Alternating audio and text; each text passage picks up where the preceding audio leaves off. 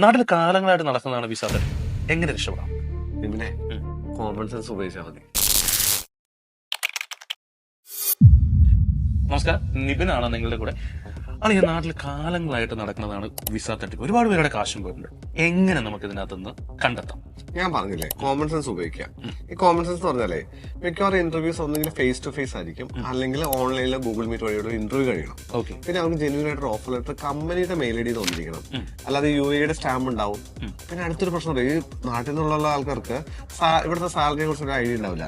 ചെറിയ പ്രൊഫഷണൊക്കെ വളരെ high salary ഇട്ടായിരിക്കും offer letter അയച്ചിട്ടുണ്ടാവും. അടുത്ത പ്രശ്നം വിസ. ഒന്നെങ്കിൽ ടൂറിസ്റ്റ് വിസ ആയിരിക്കും, എംപ്ലോയ്മെന്റ് ആയിരിക്കും. വിസയുടെ മുകളിൽ എഴുതിയിട്ടുണ്ടാവും ടൂറിസ്റ്റ് ആണ്, എംപ്ലോയ്മെന്റ് ആണോ, അത് ചെക്ക് ചെയ്യാം. നിങ്ങൾക്ക് ഓഫർ ലെറ്റർ കിട്ടിയ അതേ കമ്പനിയുടെ തന്നെയാണ് വിസ എന്നുള്ള സ്പോൺസറുടെ ഡീറ്റെയിൽസ് ചെക്ക് ചെയ്താൽ മനസ്സിലാക്കാൻ പറ്റും. ഇതൊക്കെ ഉറപ്പുവരുത്തുക. അതേപോലെ തന്നെ നമുക്ക് ഏതെങ്കിലും പോർട്ടലുകളുണ്ടോ നമ്മുടെ വിസ വാലിഡ് ആണോ എന്നുള്ളത് ചെക്ക് ചെയ്യാനായിട്ട്? ICPയുടെ പോർട്ടലിൽ നിങ്ങളുടെ പാസ്പോർട്ട് നമ്പർ അടിച്ചു കൊടുത്തു കഴിഞ്ഞാൽ ആ വിസ ജെന്യൂൻ ആണോ, അതിന്റെ വാലിഡിറ്റി ഉണ്ടോ എന്ന് കൃത്യമായിട്ട് അറിയാൻ പറ്റും.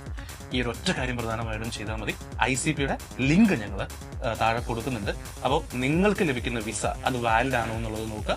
എന്നിട്ട് ധൈര്യമായിട്ട് UAE കയറി പോരുക. A wonderful job world is open for you. That's all for now. See you in the next video.